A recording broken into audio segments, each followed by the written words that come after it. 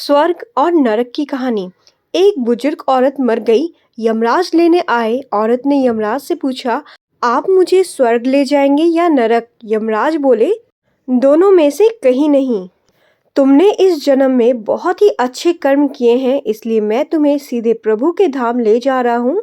बुजुर्ग औरत खुश हो गई और बोली, धन्यवाद, पर मेरी आपसे एक विनती है। मैंने यहाँ धरती पर सबसे स्वर्ग नरक के बारे में बहुत सुना है, इसलिए मैं एक बार दोनों जगहों को देखना चाहती हूँ। यमराज बोले, तुम्हारे कर्म अच्छे हैं, इसलिए मैं तुम्हारी इच्छा पूरी करता हूँ। चलो हम स्वर्ग और नरक के रास्ते से होते हुए प्रभु के धाम चलेंगे। दोनों चल पड़े। सबसे पहले नर्क आया। नर्क में बुजुर्ग औरत ने जोर जोर से लोगों के रोने की आवाज सुनी।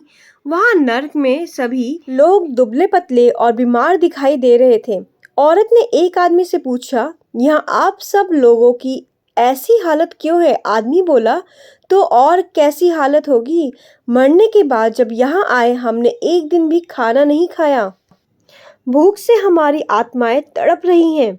बुजुर्ग औरत की नजर एक विशाल पतीले पर पड़ी, जो कि लोगों के कद से करीब 100 फीट ऊंचा होगा। उस पतीले के ऊपर एक विशाल चम्मच लटका हुआ था। पतीले में बहुत ही शानदार खुशबू आ रही थी। बुजुर्ग औरत ने उस आदमी से पूछा, इस पतीले में क्या है? आदमी मायूस होकर बोला, ये पतीला बहुत ही स्वादिष्ट खीर से हर समय भरा रहता है। बुजुर्ग औरत ने हैरानी से पूछा, इसमें खीर है तो आप लोग पेट भर के ये खीर खाते क्यों नहीं?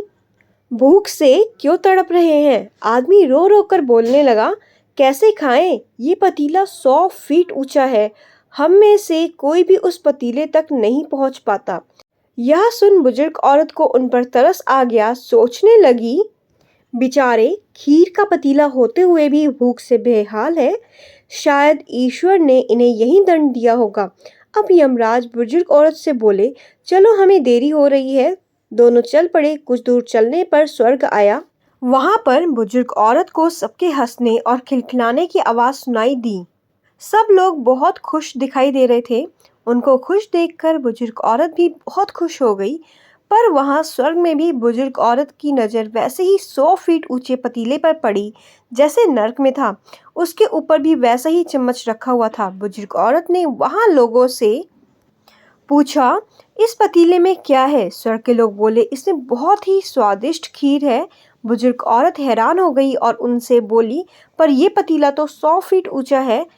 आप लोग तो इस तक पहुंच ही नहीं पाते होगे। उस हिसाब से तो आप लोगों को खाना मिलता ही नहीं होगा। आप लोग भूख से बेहाल होगे। पर मुझे तो आप सब बहुत खुश लग रहे हो, ऐसा कैसे?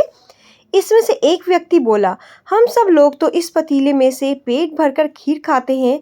औरत बोली, पर कैसे? पतीला तो बहुत ऊंचा है। व्यक्ति बोला, तो क्या हो गया? पतीला ऊंचा है तो यहाँ पर कितने सारे पेड़ हैं। हमने इन पेड़ों की लकड़ी ली, उनको काटा और एक विशाल सीढ़ी का निर्माण किया। उस लकड़ी के सीढ़ी के सहारे हम पतीले तक पहुँचते हैं और फिर सब मिलकर खीर का आनंद लेते हैं। बुजुर्ग औरत यमराज की तरफ देखने लगी। यमराज मुस्कुराए और बोले, ईश्वर ने स्वर्ग और नरक मनुष्य के हाथ में सौंप रखा है। चाहे तो अपने लिए नरक बना ले, चाहे तो अपने लिए स्वर्ग।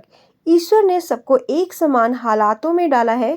उनके लिए उनके सभी बच्चे समान हैं। वह किसी से भेदभाव नहीं करता। वहाँ नरक में भी पेड़ पौधे सब थे, पर वह लोग खुद ही आलसी हैं। उन्हें खीर हाथ में ही चाहिए। वह कोई कर्म नहीं चाहते, कोई मेहनत नहीं करना चाहते, इसलिए भूख से बेहाल है, क्योंकि यही तो ईश्वर की बनाई इस दुनिया का नियम है। जो कर्म करेगा, मेहनत करेगा, उसी को मीठा फल खाने को मिलेगा। स्वर्ग के सपने छोड़ दो, नरक का डर छोड़ दो। बस आपकी वजह से किसी का दिल ना दुखे, इतना सोचो और बाकी सब कुदरत पर छोड़ दो। दोस्तों, आज की वीडियो आपको कैसी लगी?